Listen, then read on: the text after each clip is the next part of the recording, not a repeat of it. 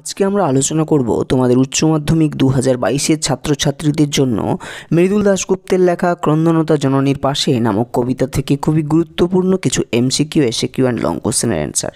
এটা হচ্ছে তোমাদের কবিতার দিক দিয়ে শেষের কবিতা। আগে আমরা রূপনারায়ণের কুলে, আমি দেখি, মহুয়ার দেশ আলোচনা করে ফেলেছি, MCQ, SAQ and long question.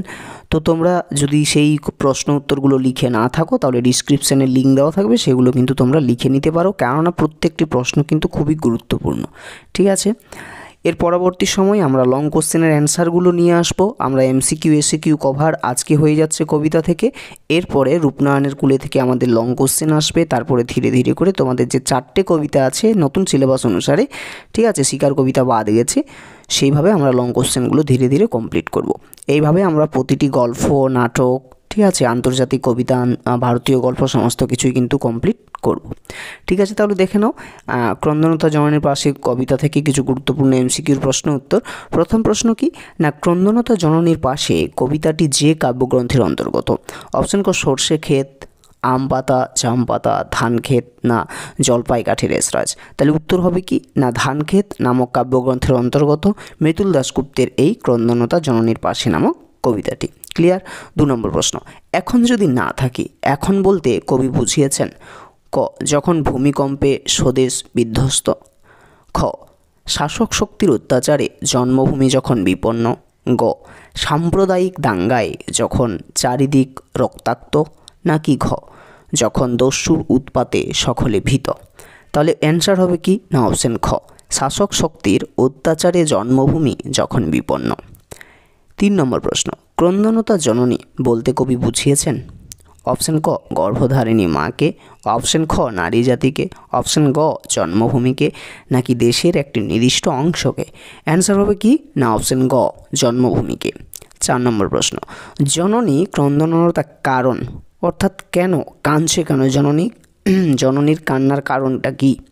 Option ক প্রাকৃতিক দুর্যোগে মানুষের জীবন বিপন্নতায়, অপশন খ শাসকের অত্যাচারে মানুষের জীবন বিপন্নতায়, অপশন গ সাম্প্রদায়িক দাঙ্গায় যখন চারিদিক রক্তাক্ত তাই, নাকি অপশন ঘ প্রাকৃতিক দুর্যোগে মানুষের জীবন বিপন্নতায়। উত্তর হবে কি না জননী কাঁদছেন কেন, না অপশন নাম্বার খ রাইট অ্যান্সার কি না শাসকের অত্যাচারে মানুষের জীবন বিপন্নতায়। 5 নম্বর প্রশ্ন কি না কেন তবে শেখা, কেন গান গাওয়া?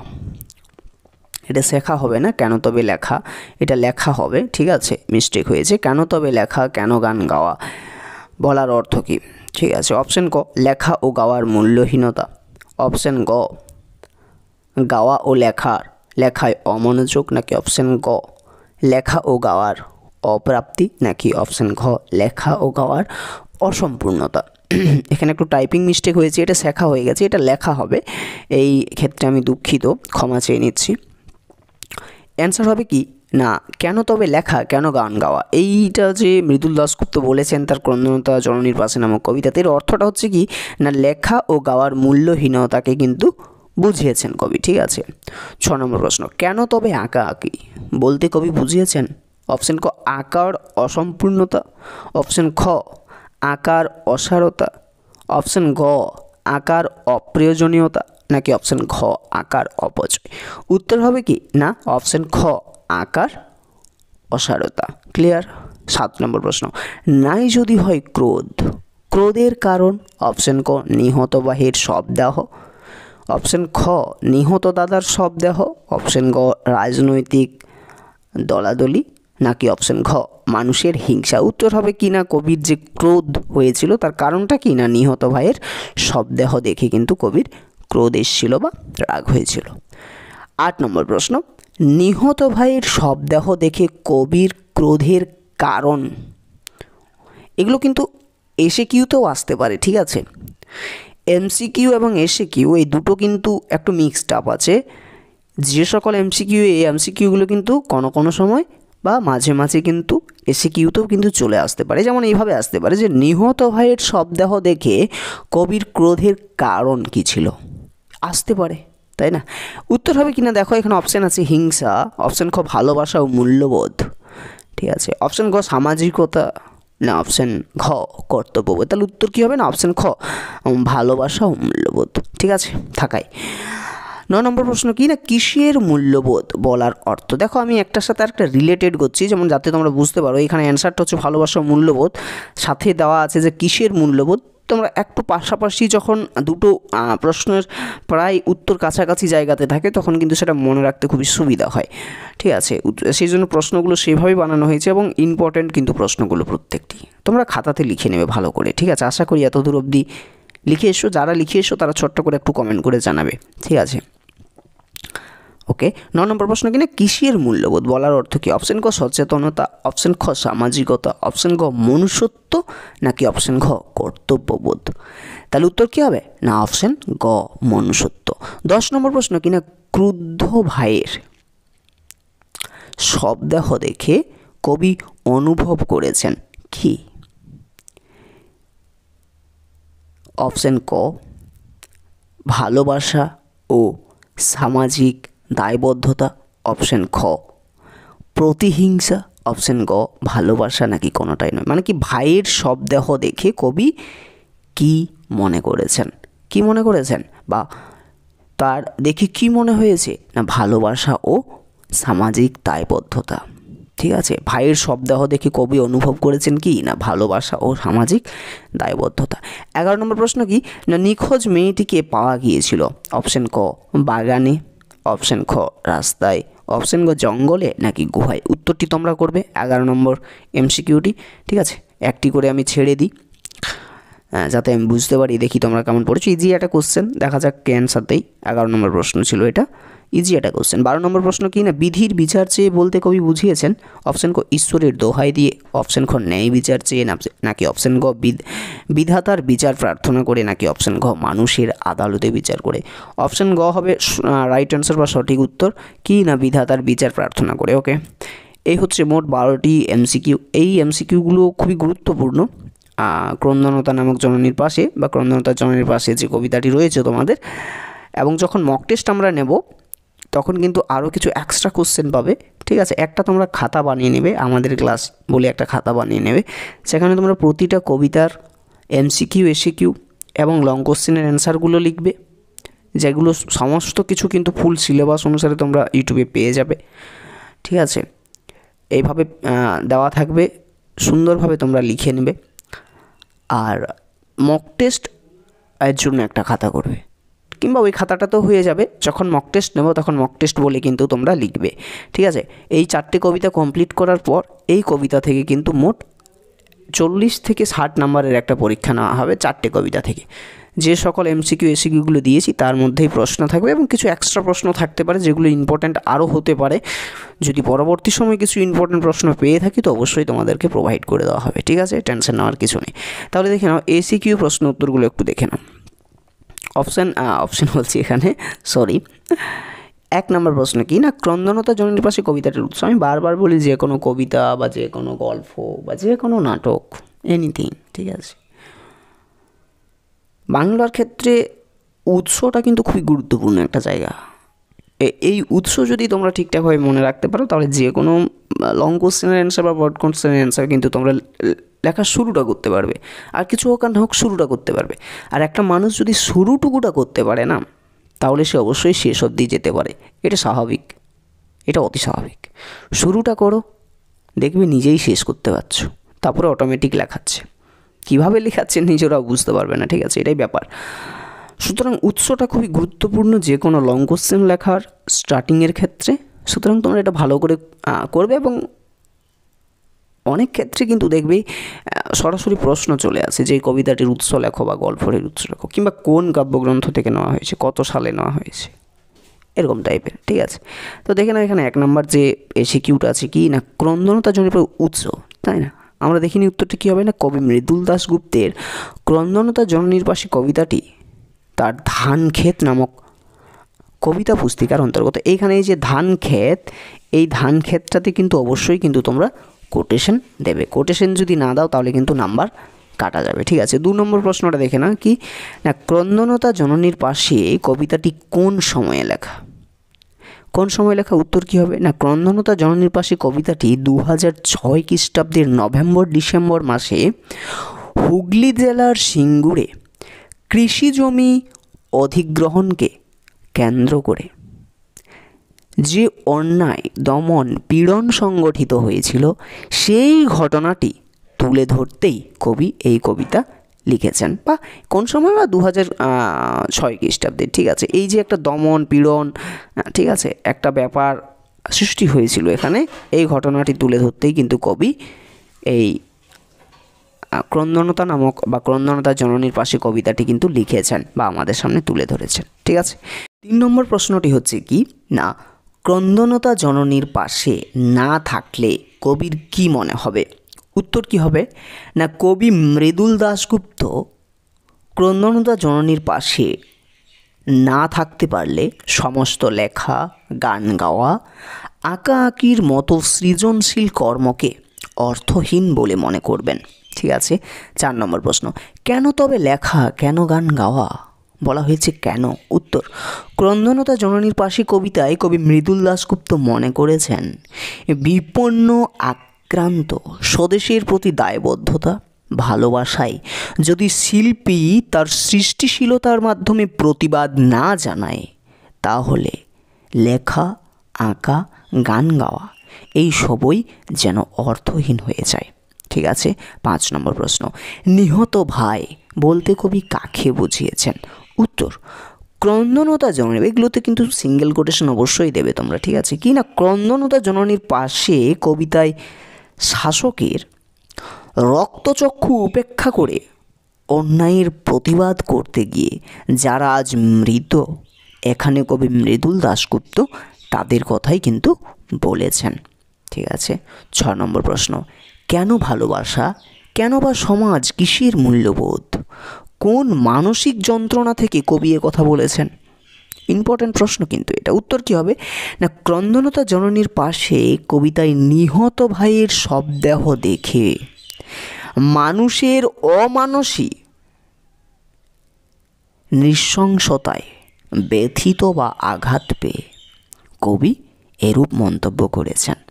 7 নম্বর প্রশ্ন, আমি কি তাকাবো আকাশের দিকে? তারপর লাইনটা হচ্ছে কি না, বিধির বিচার চেয়ে। আমি কি তাকাবো আকাশের দিকে বিধির বিচার চেয়ে বলতে কবি কী বুঝিয়েছেন? উত্তর, ক্রন্দনতা জননুর হয়ে গেছে, এটা টাইপিং মিস্টেক হতেই পারে, সেই জন্য আমি রিয়েলি সরি, ক্ষমা করে দিও, দুঃখিত। পরবর্তী সময় চেষ্টা করব যাতে এই ধরনের টাইপিং মিস্টেক না হয়, কিন্তু আমি মুখে বলে দিচ্ছি। ঠিক আছে, কি না, ক্রন্দনতা জননীর পাশে কবিতায় নিখোঁজ মেয়েটির ছিন্ন ভিন্ন দেহ জঙ্গলে দেখে আঘাত ও যন্ত্রণা পেয়ে কবি মৃদুল দাশগুপ্ত দুর্বল ভাবাপন্ন মানে যারা দুর্বল মনের হয়, যাদের ভাবনা চিন্তা দুর্বল, তাদেরকে বলা হচ্ছে দুর্বল ভাবাপন্ন। ঠিক আছে, বা দুর্বলা ভাবাপন্ন মানুষের মতো ঈশ্বরের দোহাই দিয়ে সময় নষ্ট করতে রাজি নন। আরেকবার উত্তরটা বলে দিই না, ক্রন্দনতা জননীর পাশে কবিতায় নিখোঁজ মেয়েটির ছিন্ন ভিন্ন দেহ জঙ্গলে দেখে আঘাত ও যন্ত্রণা পেয়ে কবি মৃদুল দাশগুপ্ত দুর্বলাভাবাপন্ন মানুষের মতো ঈশ্বরের দোহাই দিয়ে সময় নষ্ট করতে কিন্তু মোটেই রাজি নন। ঠিক আছে, 8 নম্বর প্রশ্ন, আমি তা পারি না, কবি কি পারেন না? খুব ইম্পর্ট্যান্ট একটি প্রশ্ন, সচরাচর পরীক্ষাতে কিন্তু এসে থাকে এই কবিতা থেকে। ওকে, অ্যান্সার হবে কি না, ক্রন্দনতা জননীর পাশে কবিতায়, কবি দিয়েই হয়ে গেছে এটা, কবিতায় কবি মৃদুল দাশগুপ্ত নিখোঁজ মেয়েটির ছিন্ন ভিন্ন মৃতদেহ দেখে বিধির বিচার চেয়ে আকাশের দিকে তাকিয়ে থাকতে পারেন না। ঠিক আছে, 9 নম্বর প্রশ্ন, যা পারি কেবল, কে কি পারেন? উত্তর, মৃদুল দাশগুপ্তের ক্রন্দনতা জননীর পাশে কবিতায় আক্রান্ত জন্মভূমির বিপন্নতার দিনে কবিতার লেখা কবিতায় নিজের বিবেককে জাগিয়ে রাখতে পারার কথা বলেছেন। ঠিক আছে, 10 নম্বর প্রশ্ন, বিস্ফোরণের আগে কি ঘটে? উত্তর, ক্রন্দনতা জননীর পাশে কবিতায় কবি মৃদুল দাশগুপ্তের বিবেক বারুদের মতো বিস্ফোরণের প্রত্যাশা নিয়ে তার কবিতায় জেগে ওঠে। ঠিক আছে, 11 নম্বর প্রশ্ন, আমি কি তাকাবো আকাশের দিকে বিধির বিচার চেয়ে? বক্তা কার কাছে জানতে চেয়েছেন?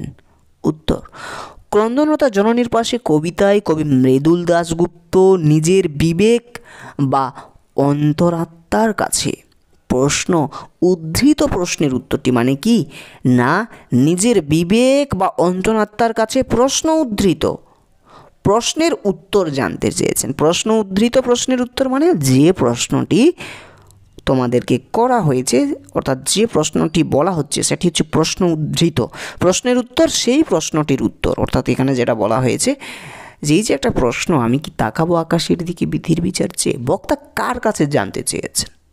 কার কাছে জানতে চেয়েছেন? না, নিজের বিবেক বা অন্তরাত্মার কাছে। রাইট, ওকে। এ হচ্ছে মোট 11টি প্রশ্ন।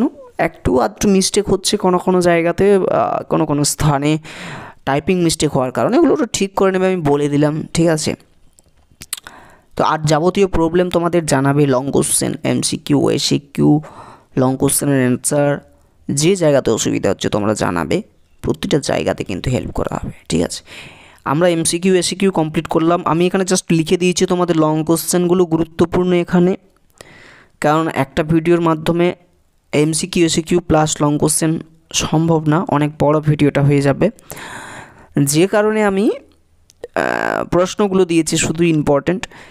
আজকে আমাদের শেষ হচ্ছে কবিতার অংশটা, কেননা আমরা আগে রূপনারায়ণের কুলে, আমি দেখি, মহুয়ার দেশ এবং আজকে তোমাদের শেষ কবিতা ক্রন্দনতা জননীর পাশে থেকে এমসিকিউ এসিকিউ লং কোশ্চেন যেগুলো ছিল ইম্পর্ট্যান্ট সেগুলো আমি তোমাদের দিয়ে দিয়েছি। এরপরে আমরা যে সকল লং কোশ্চেনগুলো আমরা দিয়েছি সেই লং কোশ্চেনগুলোর অ্যান্সার আমরা আলোচনা করব কবিতাগুলো থেকে প্রত্যেকটি। রূপনারায়ণের কুলে থেকে প্রথম করব, তারপরে আমি দেখি, তারপরে মহুয়ার দেশ, তারপরে ক্রন্দনতা জননীর পাশে। এই যে লং কোশ্চেনগুলো এখন বর্তমানে তোমরা দেখতে পাচ্ছ, এগুলো আমরা আলোচনা করব। এগুলো কমপ্লিট হওয়ার পরে একটা মক টেস্ট নেব, যে প্রশ্নপত্র তোমাদেরকে দেওয়া হচ্ছে সেই প্রশ্নপত্র থেকেই 60 নম্বরের কিংবা 80 নম্বরের নেওয়া হবে। ঠিক আছে, এমসিকিউ যদি থাকে 40টা, তারপরে এসিকিউ থাকবে 40টা, কিংবা ধরো সেটা তখন তোমাদের জানিয়ে দেওয়া হবে কিভাবে পরীক্ষাটি নেওয়া হবে। ঠিক আছে, তোমাদেরকে সম্পূর্ণভাবে প্রস্তুত করা হবে 90% বা 90%-এর অ্যাভাবে নাম্বার তোলার জন্য। ঠিক আছে, যদি যেভাবে আলোচনা করব সেই আলোচনাগুলো যদি সঠিকভাবে মন দিয়ে তোমরা শুনতে পারো বা লিখতে পারো খাতাতে, তোমরা যদি লিখে যদি বাড়িতে প্র্যাকটিস করো, 100% দিয়ে বলছি তোমরা 90%-এর নিচে বাংলাতে কেউই পাবে না। ঠিক আছে, ওকে, বিশ্বাস রাখতে পারো। তারপরে বিশ্বাসটা জানোই তোমরা সকলেই, বিশ্বাস কী জিনিস। চলো, 1 নম্বরের প্রশ্ন, লং কোশ্চেন কি না, আমি তা পারি না, কে কি পারেন না, না পারার বেদনা কিভাবে কবিকে আলোড়িত করেছে তা কবিতা অবলম্বনে লেখো। 2 নম্বর প্রশ্ন, ক্রন্দনতা জননীর পাশে কবিতায় কবি জননীকে ক্রন্দনতা বলেছেন কেন? এই পরিস্থিতিতে কবি কি, অর্থাৎ কবির কি করা উচিত বলে মনে করেছেন, বা কবি কি করা উচিত বলে মনে করেছেন, বা কবির কি মনে হয়েছে এরকম পরিস্থিতিতে কবির কি করা উচিত বলে মনে করেছেন। ঠিক আছে, 3 নম্বর প্রশ্ন, কেন তবে লেখা, কেন গান গাওয়া, কেন তবে আঁকা কি ক্রন্দনতা জননীর পাশে কবিতায় কবির এই মানসিকতার প্রকাশ কীভাবে ঘটেছে বা ফুটে উঠেছে তা তোমরা কবিতা অবলম্বনে লেখো। এই হচ্ছে 3টে লং কোশ্চেন। এই 3টে লং কোশ্চেন এই কবিতা থেকে করলেই যথেষ্ট, তাহলে আমাদের কবিতা কমপ্লিট হয়ে গেল। একদিন আমি চেষ্টা করব একটা ম্যারাথন ভিডিও বানানোর জন্য, সেই ভিডিওটা থাকবে পুরো বাংলা সিলেবাস, তোমাদের এই যে আছে বাংলা সিলেবাস, এই অর্থাৎ 2টো কবিতা আছে, ভাত এবং ভারতবর্ষ, 4টে কবিতা আছে, 2টো গল্প আছে, ভাত এবং ভারতবর্ষ, 4টে কবিতা আছে, রূপনারায়ণের কুলে, আমি দেখি, ক্রন্দনতা জননীর পাশে অ্যান্ড মহুয়ার দেশ, 2টো নাটক আছে, বিভাব আর নানা রঙের দিন, আন্তর্জাতিক কবিতা আছে, পড়তে জানে এমন এক মজুরের প্রশ্ন, ভারতীয় গল্প আছে, অলৌকিক, পূর্ণাঙ্গ সহায়ক গল্প কলের কলকাতা বাদ গেছে তোমাদের, সেখান থেকে লং কোশ্চেন আলোচনা করা হবে, এমসিকিউ এসিকিউ পড়ে না, গানের ধারা বাদ গেছে, বাকিগুলো আছে, চলচ্চিত্র আছে, চিত্রকলা আছে, ক্রিয়া সংস্কৃতি আছে।